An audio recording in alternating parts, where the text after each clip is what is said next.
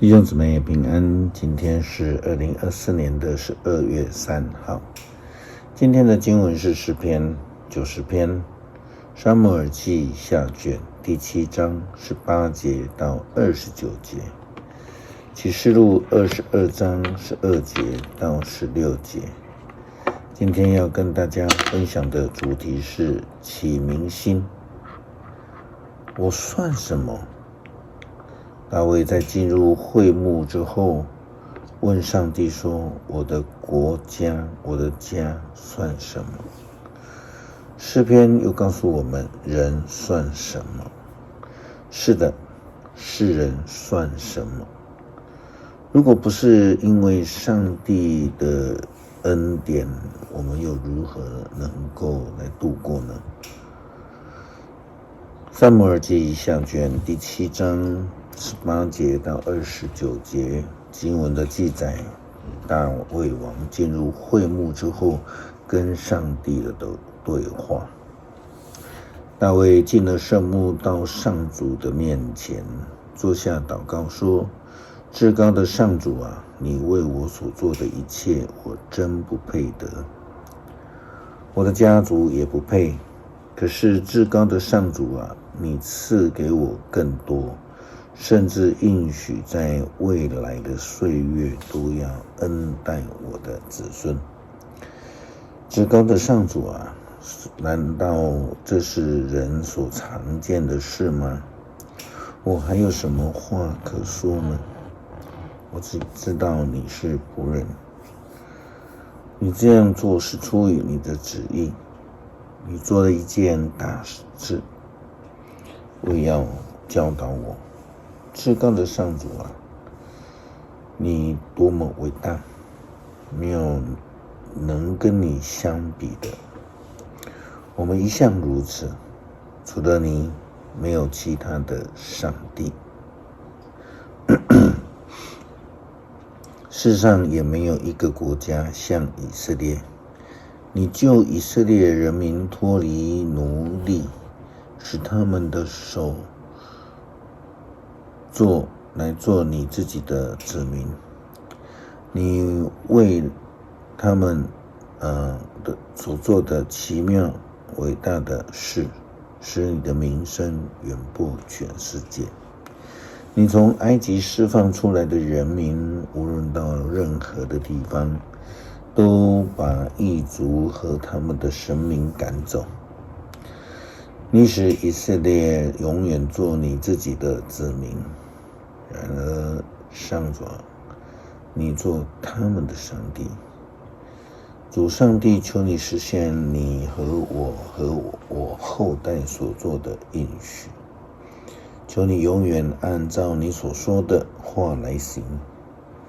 愿你的名永远被尊崇，愿人民永远称颂。上主万军的统帅是以色列的上帝，你要世世代代巩固的我的王朝。上主万军的统帅，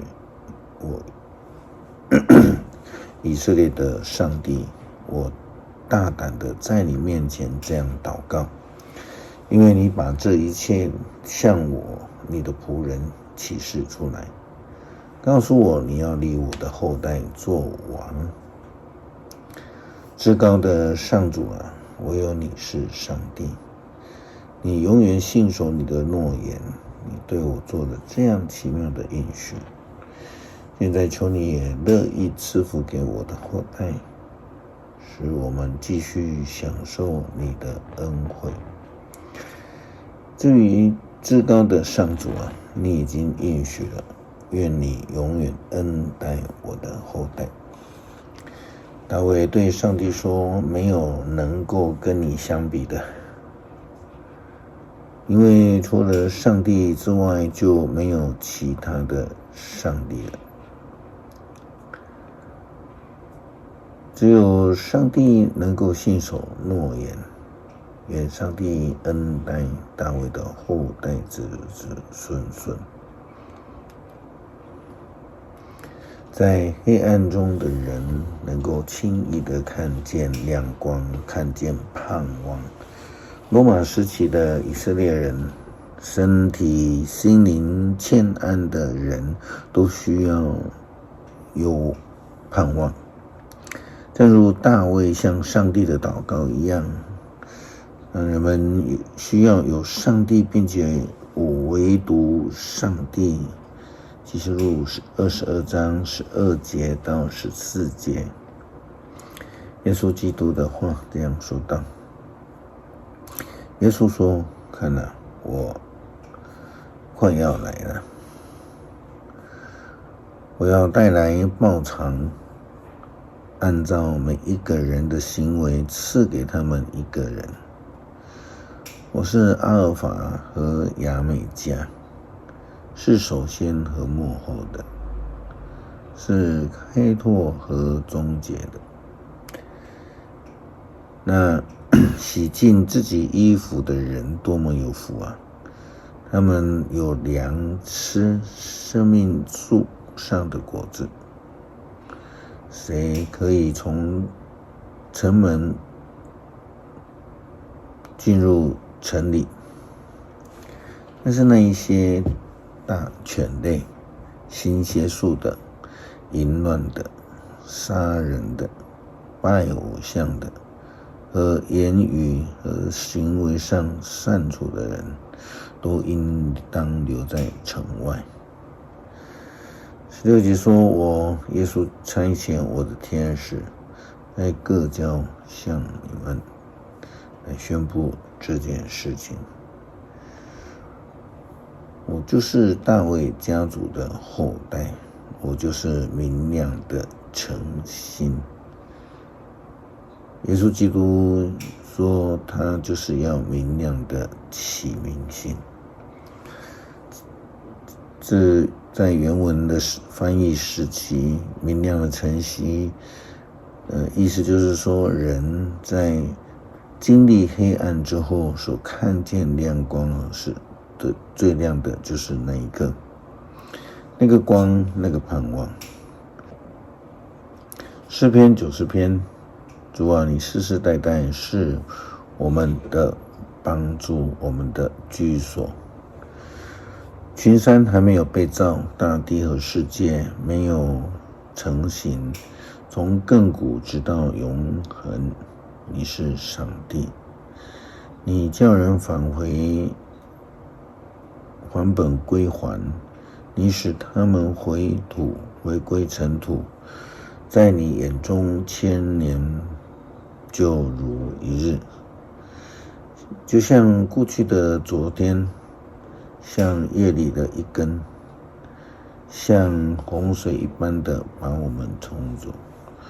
我们的生命短暂如梦，我们像早晨发芽生长的草，晨间生长茂盛，夜里凋萎枯干。我们被你的愤怒消灭，我们因你的烈怒惊惶。你把我们的罪孽归在你的面下，把我们隐藏的罪显露出来。我们的岁月在你们震怒之下缩短了，我们的生命像一声叹息消失了。我们的一生年岁不过70岁，健壮的可能到80岁，但所得的只是劳苦愁烦，生命会转瞬即逝。我们都要加如飞过去。谁晓得你愤怒的威力？谁知道你震怒的可畏？12点，求你教导我们的年日，教导我们数算，好使我们心里有智慧。上主啊，你的震怒要到几时呢？求你连续你的仆人每日清晨，去使我们的饱享的慈爱，使我们一生充满欢喜喜乐。你使我们遭受多少年日的折果，求你也使我们享受多少年的喜乐。主我们的上帝啊，求你赐福给我们，求你们变我们的一切的道路，求你使我们所做的一切都成功。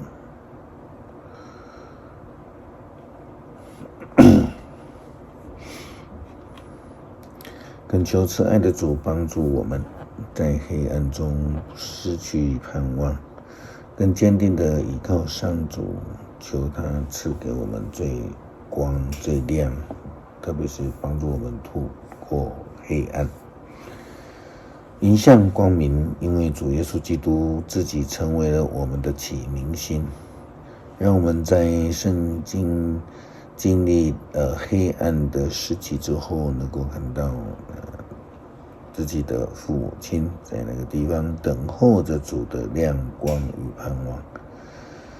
祷告奉主耶稣基督圣名求，阿们。